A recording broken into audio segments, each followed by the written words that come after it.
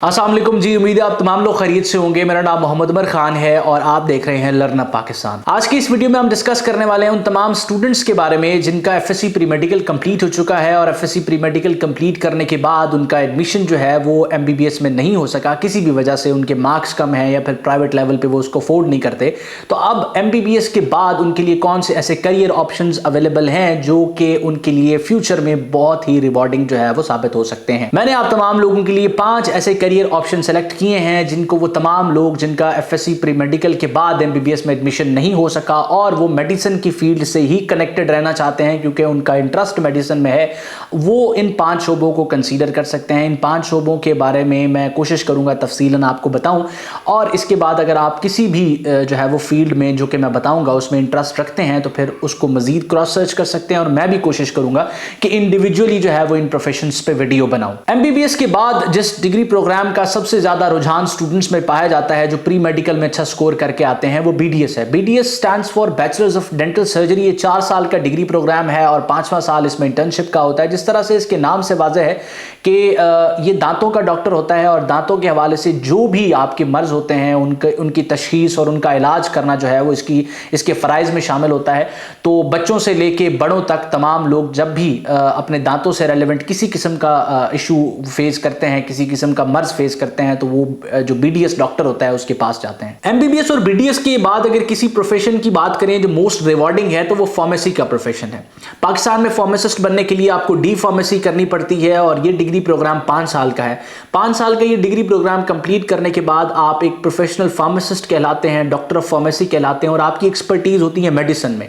जो डॉक्टर होता है जो एमबीबीएस कंप्लीट करके आता है वो किसी भी डिजीज को डायग्नोज करने में एक्सपर्टीज रखता है, यानी कि किसी भी मर्ज की तशखीस करने में जो है वो एक्सपर्टीज रखता है। अलबत्ता उस मर्ज को क्योर करने के लिए जो दवाइयों पर एक्सपर्टीज रखता है, जो दवाइयों को बनाने में उसके फार्मूला पे उसके साइड इफेक्ट्स पे एक्सपर्टीज रखता है, वो फार्मासिस्ट होता है। तो फार्मासिस्ट की जो डिमांड है वो जिस तरह से बीमारियां बढ़ेंगी, जिस तरह से डॉक्टर्स आपके बढ़ेंगे और जिस तरह से मेडिसिन की डिमांड बढ़ेगी उसी तरह से फार्मासिस्ट की भी डिमांड बढ़ेगी। फार्मासिस्ट जो है वो अपनी जो ड्यूटीज़ हैं वो मुख्तलिफ किस्म की फार्मास्यूटिकल इंडस्ट्री में और जो मेडिसिन की इंडस्ट्री है उसमें जो है वो परफॉर्म कर सकते हैं। और वो तमाम कैंडिडेट्स जो एफएससी प्री मेडिकल कंप्लीट कर चुके हैं, मैं आपको हाईली इंकरेज करूंगा कि बीडीएस से भी पहले अगर आप फार्मेसी को कंसीडर करना चाहते हैं, डिपेंडिंग ऑन योर इंटरेस्ट कि आपका मेडिसिन में इंटरेस्ट है या नहीं, तो आप जो है वो कंटिन्यू कर सकते हैं फार्मेसी को।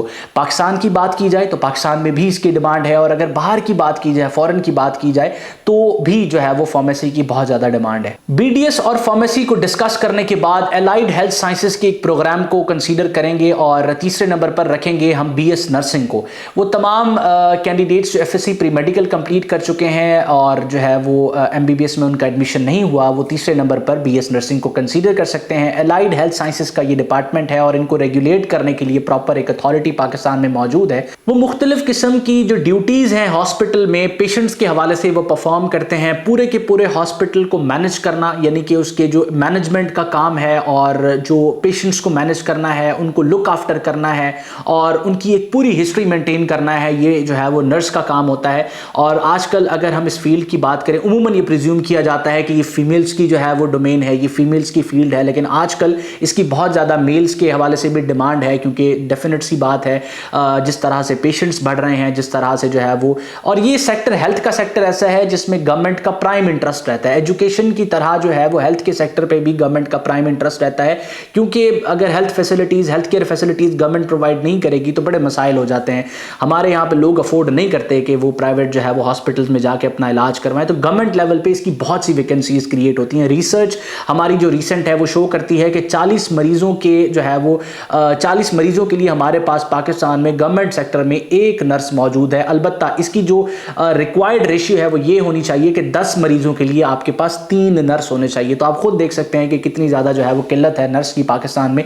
इसका एक और सबसे बड़ा जो है वो एडवांटेज ये है कि जैसे ही आप किसी गवर्नमेंट सेक्टर से बीएस नर्सिंग को स्टार्ट करते हैं, आपका इनिशियल ईयर में ही स्टाइपेंड स्टार्ट हो जाता है और आपको प्रैक्टिकल जो है वो काम में इन्वॉल्व कर लिया जाता है। आप अपनी स्किल सीखते रहते हैं। और जो बंदा किसी ऐसे काम में इन्वॉल्व होता है जिसमें आपको थ्योरी के साथ साथ स्किल आती होती है, तो स्किल वाला पर्सन पाकिस्तान में, दुनिया के किसी भी हिस्से में, वो किसी न किसी सेक्टर में यूटिलाइज हो जाता है। तो वो तमाम लोग जो कि मेडिसिन के प्रोफेशन में इंटरेस्ट रखते हैं, मेहनत करना चाहते हैं, वो बीएस नर्सिंग की तरफ भी आ सकते हैं। चौथे नंबर पर अगर किसी प्रोफेशन की हम बात करें तो मेडिकल लेबोरेटरी टेक्नोलॉजी का नाम हमारे सामने आएगा। जिस तरह मैंने आपको बताया था कि जो डॉक्टर है वो मर्ज की तशखीस करता है, वो बेसिकली डिजीज़ को डायग्नोज करता है, लेकिन हर वक्त पेशेंट के साथ बातचीत करके डिजीज़ को डायग्नोज नहीं किया जा सकता। ह्यूमन बॉडी से रिलीज होने वाले मुख्तलिफ किस्म के फ्लूइड्स को टेस्ट करके भी जो है वो मर्ज को डायग्नोज किया जाता है, और ये बेहतर तरीका है किसी भी मर्ज की तशखीस का और उसके इलाज का। अब तमाम लोग जानते होंगे कि जब हम किसी भी मर्ज की जड़ तक पहुंच जाते हैं, यानी कि उसको सही तरीके से डायग्नोज कर लेते हैं, उसके बाद उसका इलाज आसान हो जाता है।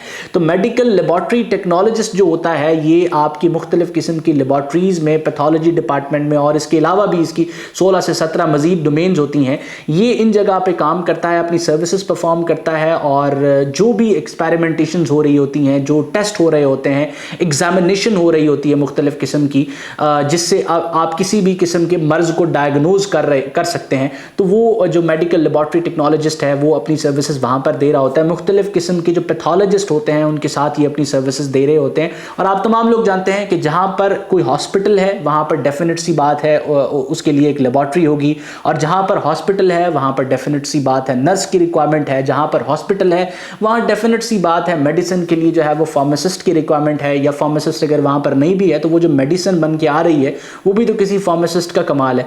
तो ये सारे के सारे जो शोबे हैं ये इस पूरे के पूरे प्रोफेशन का हिस्सा है, ये मेडिसिन के प्रोफेशन का हिस्सा है।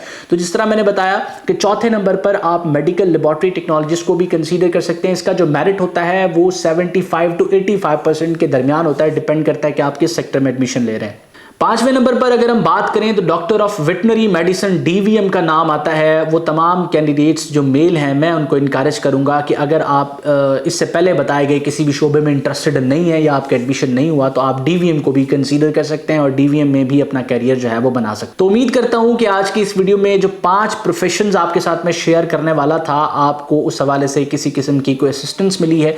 मेरा प्राइमरी पर्पज ये था कि वो लोग जो मेडिसिन की फील्ड में ही जाना चाहते हैं, अलबत्ता उनका एडमिशन एमबीबीएस में नहीं हो सका, उनको मैं कुछ असिस्ट करूं, कुछ अकोमोडेट करूं। अगर आप एक ऐसे कैंडिडेट हैं जो एफएससी प्री मेडिकल कर चुके हैं या एफएससी प्री इंजीनियरिंग कर चुके हैं और जिस बेसिकली जो है वो डोमेन में आपने अपना इंटरमीडिएट कंप्लीट किया है, यानी कि एफएससी प्री मेडिकल वाले ने मेडिसिन में किया है, मेडिकल में किया है, और एफएससी प्री इंजीनियरिंग वाले ने प्री इंजीनियरिंग में किया। अगर आप इस डोमेन से हट के किसी और डोमेन की तरफ जाना चाहते हैं तो भी आप सोच सकते हैं। आपने अपना इंटरेस्ट फाइंड आउट करना है। अगर आपका इंटरेस्ट मेडिसिन में है तो ये 5 शोबे आप कंसीडर कर सकते हैं। अगर आपका इंटरेस्ट मेडिसिन में नहीं है, आपका स्कोर कम आया है या आपका स्कोर कम आने की वजह से इन शोबों में आपका एडमिशन नहीं हो पा रहा, तो आप जो है वो इससे हटके भी कोई चीज ऐसी देख सकते हैं जिसमें आपका इंटरेस्ट हो।